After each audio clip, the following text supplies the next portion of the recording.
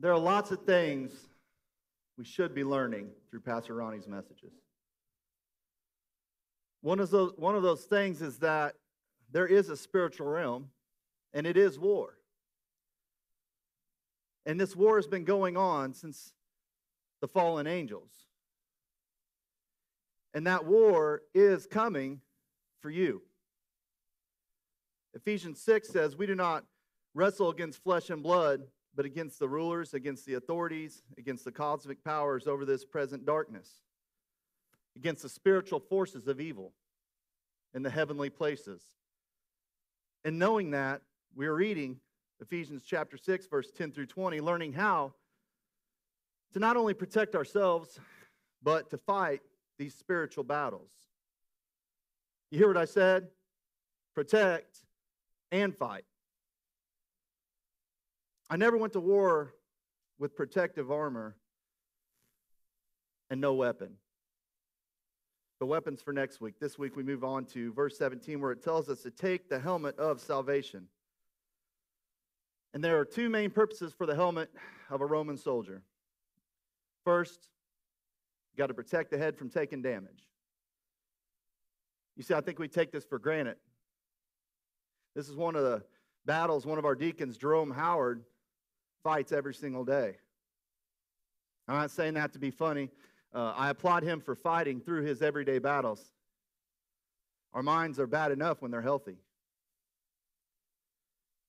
You see, everything gets processed through our mind. Everything. Whether it comes through your nose, your eyes, your ears, it's going to be processed through the mind. Every word I say right now is developing a thought. What you see me wear develops a thought. Some of you walked in this morning and could smell the coffee. That developed a thought. You see, if someone asks you a tough question, you'll hear people say, I need to go think about it. Or maybe you hear someone say, I just need time to think. We take for granted how important our neurological system really is. You see, on average, our brain processes 70,000 thoughts a day. And guess what comes behind a thought? A belief. And what comes right behind the belief? An action. Don't believe me? Mom, I think you're beautiful today. You see, me saying that developed a thought. She believed it. The action was she smiled. Just proving my point, guys, your minds are always going to be working. You see, the mind is complex. It's important. Spiritually, we wear the helmet to protect the mind. Be sober-minded. Be watchful. Your adversary, the devil, prowls around like a roaring lion, seeking someone to devour. 1 Peter 5:8. So in other words, we better be thinking clearly and paying attention because your adversary is coming, and he's going to start by attacking you through your mind. And not to beat a dead horse, church, but what did Satan say to Eve? Well, if you eat of that fruit, you won't surely die. You see, he developed a thought. Eve believed it. Action, she ate the fruit. It's important that you understand your mind is under constant attack. Which is why not one person in here would give us permission to put your thoughts on this board behind me, even during this very service. Why? Because the unpleasant thoughts that go through your mind. Church, you have those thoughts because your mind is under attack.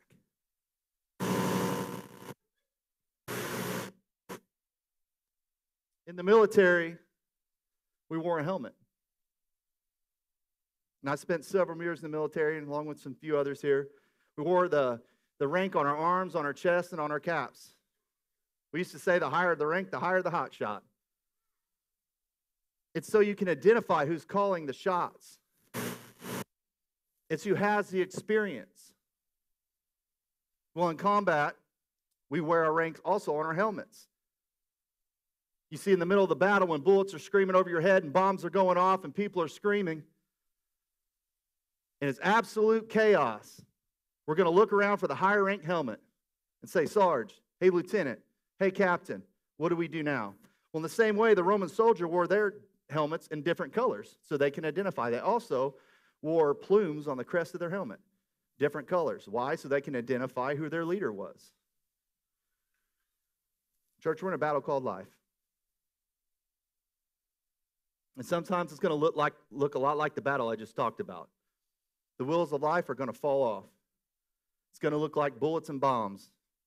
And who you identify as your leader is going to determine whether or not you're going to make it through that battle. In Acts 4:12 it says, and there is salvation in no one else, for there is no other name under heaven given among men which we must be saved. And that name is Jesus. See, taking the helmet of salvation is first coming to the faith that the leader of your life is Jesus Christ. And it's through him and only him that you can be saved. You see, when I was in Iraq, I was underneath lots of leaders, and based off the decision of that leader determined the outcome of our situation. It was a scary thing. I didn't approach any battle 100% confident because I knew deep down I was relying on the decision of another man. And that man may not be making the right decision. Could you imagine how different, not only but we would approach battles in life knowing that the leader of our squad is Jesus Christ? You see, that's what the helmet of salvation is, church. It's guaranteed victory of salvation given to you through Jesus Christ. He won the battle for you so that when you go into the battle of life, because the battle of life is not going to go away, that you can walk in that battle 100% confident, not in you, but in him. The devil doesn't want you to know that. He doesn't want you to believe that. He doesn't want you to tell that to yourself or anyone else.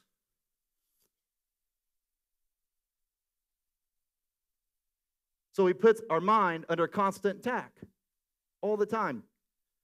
Raise your hand if you have rough thoughts. That's the devil, folks.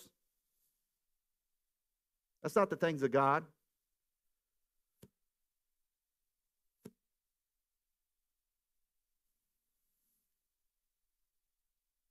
The helmet of salvation is when you're constantly renewing your mind, so that when the devil attacks, you can discern what the will of God is, which in this case, in knowing that in all situations you're in, the salvation of the Lord belongs to you through Jesus Christ. To put it plain and simple, you take the helmet of salvation and live, or you cannot take the helmet of salvation and you can die.